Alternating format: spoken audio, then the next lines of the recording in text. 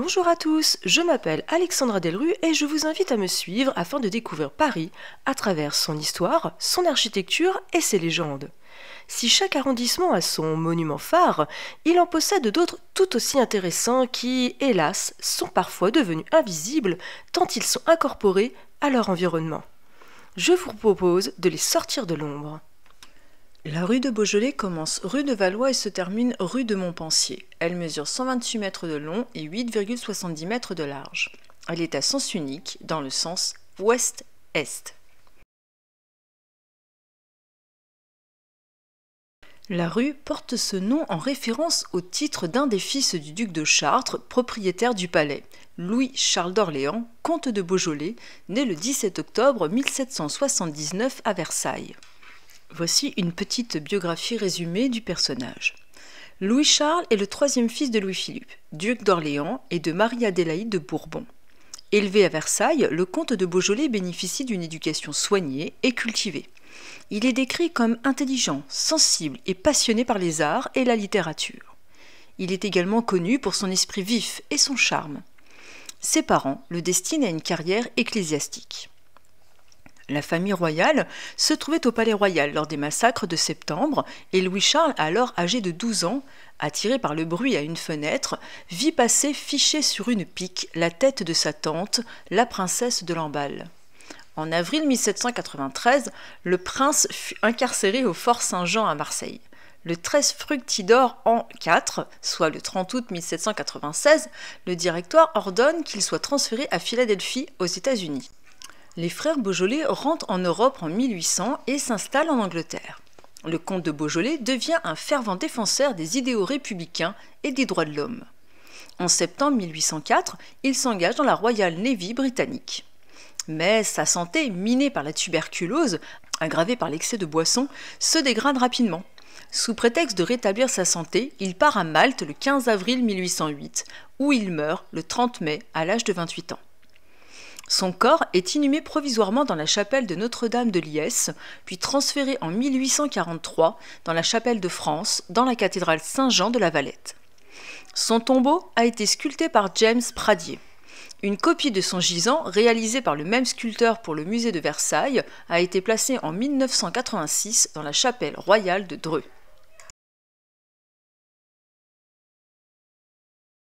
La rue est percée en 1784 sur une partie de l'ancien jardin du Palais Royal lorsque le duc d'Orléans fait bâtir les galeries de pierre. Elle prend le nom de Passage de Beaujolais.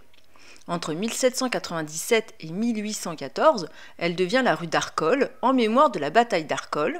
Puis en 1849, de façon très éphémère, elle prend le nom de rue Hoche, en référence au général de la Révolution Lazare Hoche. Jusqu'au milieu du XIXe siècle, elle porte le nom de rue Beaujolais-Palais Royal, afin de la distinguer de deux autres rues parisiennes portant le même nom.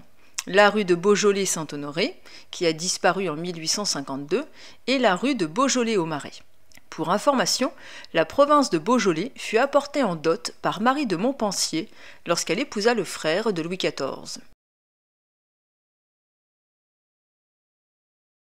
Maison numéro 3. Entrée du péristyle de Beaujolais menant vers le jardin du Palais Royal. Bâtiment numéro 5. Emplacement du cabaret Milord-Larsouille, qui occupait un caveau du XVIIe siècle.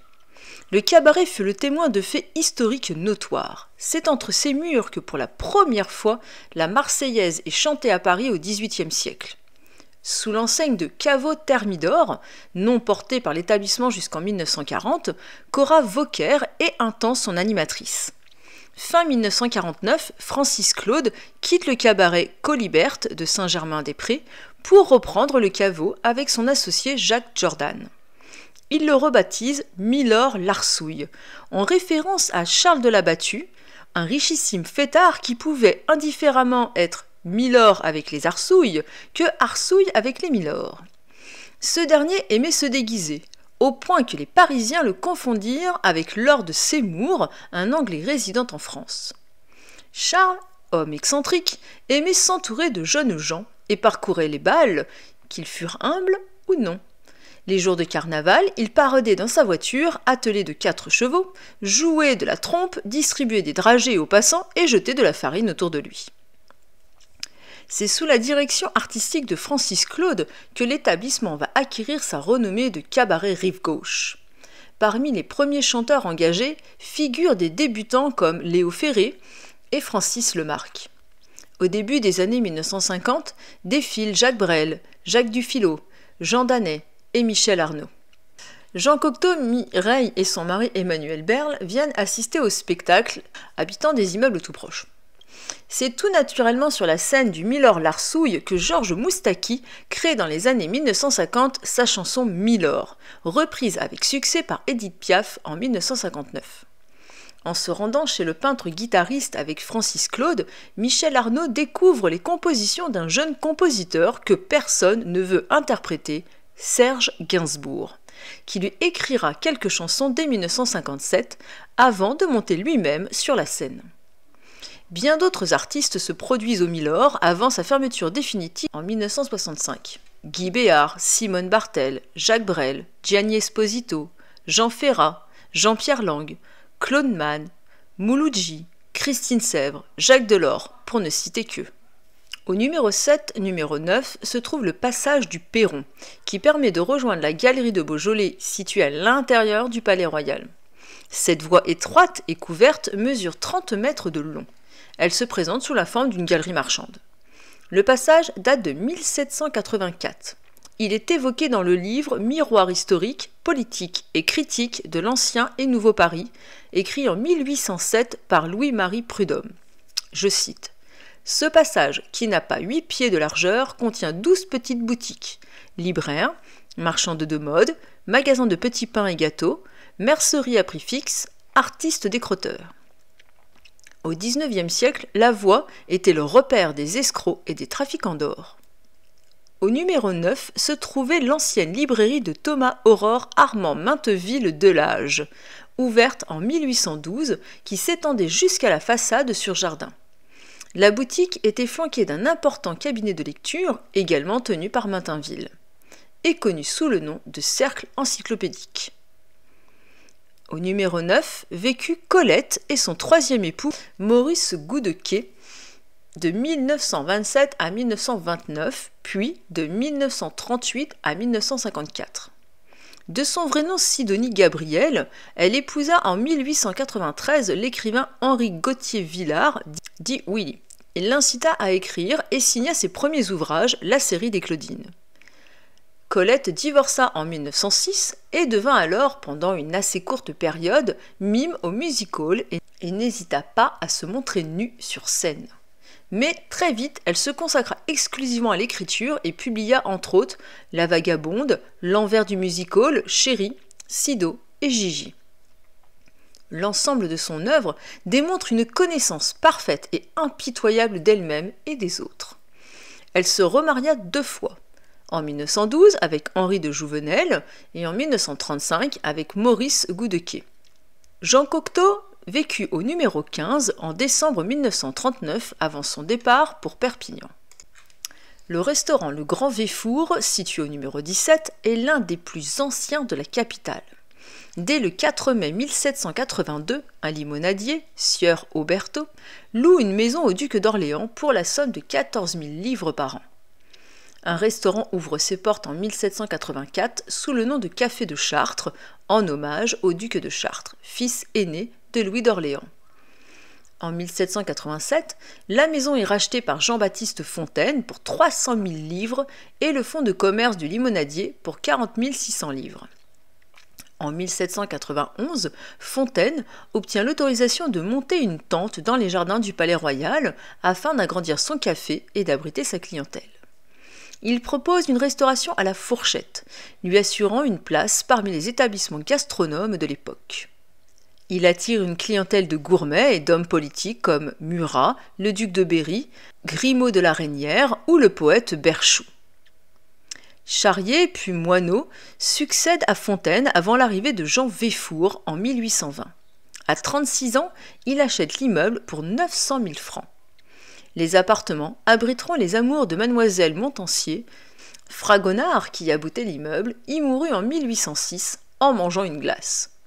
Le restaurateur met tout en œuvre pour transformer le simple bistrot en palais de la gastronomie française.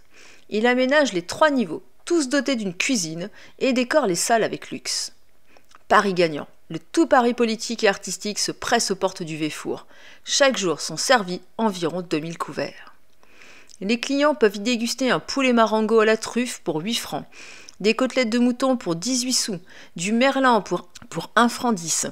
Un homonyme s'étant installé à proximité, Jean Véfour ajoute le qualificatif de grand sur l'enseigne. En 1823, ayant amassé suffisamment d'argent, il revend son affaire à son ami Louis Boissier. Il cède à son tour le restaurant en 1827 au frère Hamel. Hélas, l'incendie en 1828 du Palais Royal et la fermeture des maisons de jeu portent un coup fatal au commerce des galeries. Le grand Véfour parvient à survivre au milieu du naufrage. En 1850, Tavernier, le nouveau propriétaire, absorbe le dernier concurrent du quartier, Véry. Hélas, le restaurant perd ses lettres de noblesse. Néanmoins, il demeure le lieu de prédilection du gratin politique, littéraire et artistique. Recevant Bonaparte, Joséphine, MacMahon, George Sand, Lamartine, Sainte-Beuve, le duc d'Aumale, le prince de Joinville, Thiers, et bien d'autres encore. Victor Hugo et ses amis s'y restaurent le soir de la bataille d'Hernani. Le menu du poète, fidèle habitué, est invariable: vermicelle, poitrine de mouton et haricots blancs. En 1905, la fermeture du restaurant est annoncée dans la presse. Le Véfour, descendu au rang de bistrot, passe de main en main. En 1917, l'immeuble est racheté par la Chambre des huissiers de Paris, qui occupe le premier étage et loue le café du rez-de-chaussée à Saccard. Il devient le quartier général des joueurs d'échecs. La façade est classée en 1929 pour pallier aux dégradations de l'édifice. Le 6 mai 1944, Louis Vaudable, propriétaire du célèbre Maxims, rachète l'immeuble. Il veut faire du Véfour une succursale de la rue Royale. Aidé de Colette de Jouvenel, la fille de l'écrivain, Vaudable ne néglige rien pour attirer sa clientèle. Les salles sont redécorées, le mobilier et la vaisselle sont reconstitués, la cuisine retrouve le luxe et le raffinement de jadis. Échec cuisant. Louis Vaudable s'associe au chef Raymond Oliver, propriétaire de l'Ours Blanc à l'Alpe d'Huez. Le nouveau Véfour ouvre ses portes en octobre 1948. Le restaurant connaît à nouveau l'affluence des gens de lettres et des grands de ce monde. Jean Cocteau, Jean Marais, Sacha Guitry, Colette, André Malraux, Emmanuel Berle, Louis d'Aragon, Jean Giraudoux, Jean-Paul Sartre et Simone de Beauvoir font partie des clients réguliers. Raymond Oliver fait la promotion de la cuisine régionale et ressort des placards de vieilles recettes oubliées. Les clients se régalent avec la terrine de poisson Guillaume Tirel, le riz de veau au verjus, le poulet à l'ail, la lamproie, le pigeon farci de truffes et de foie gras au cognac. Les émissions de cuisine lancées à la télévision par Olivier et Catherine Langer assurent au chef une célébrité mondiale. Le 23 décembre 1983, une bombe jetée par un iconoclaste illuminé fait une dizaine de blessés graves, dont Maurice et Françoise Rudzecki, qui, choqués, créeront l'association SOS Attentat. Jean Tintinger, via le groupe du Louvre, se porte acquéreur du restaurant et répare les dégâts. Depuis janvier 2011, le chef Guy Martin est le propriétaire du Grand Véfour. Suite à la crise sanitaire du coronavirus, le chef revoit complètement le concept du restaurant, mais surtout sa carte. Il décide de proposer des plats faits avec des produits issus du marché et plus abordables. Conséquence, il perd ses 2 étoiles au guide Michelin. Néanmoins, les Parisiens redécouvrent cet établissement ancestral et la cuisine française. Au numéro 18 se trouvait l'ancien club nocturne Whisky à Gogo, ouvert en 1947 où travailla notamment Régine en 1952. Au numéro 20 se trouvait l'ancien restaurant Le Mercure Galant. Le premier étage servait de salle de bal. Au numéro 48, le bâtiment de 9 étages fut construit en 1781 à l'angle de la rue de Valois. Il donne également rue Radziwiłł au numéro 33. Il demeura longtemps l'immeuble le plus haut de la capitale jusqu'à l'édification en 1960 du premier gratte-ciel, la Tour Albert, haute de 23 étages, rue Corvisart, dans le 13e arrondissement. L'immeuble de la rue de Beaujolais abritait un tripot desservi par un escalier à double révolution, destiné à éviter les rencontres désagréables. Je vous remercie d'avoir regardé cette nouvelle vidéo de balade parisienne. J'espère que vous avez apprécié la visite et n'hésitez pas à vous abonner. À bientôt pour une nouvelle découverte. En attendant, passez une excellente journée.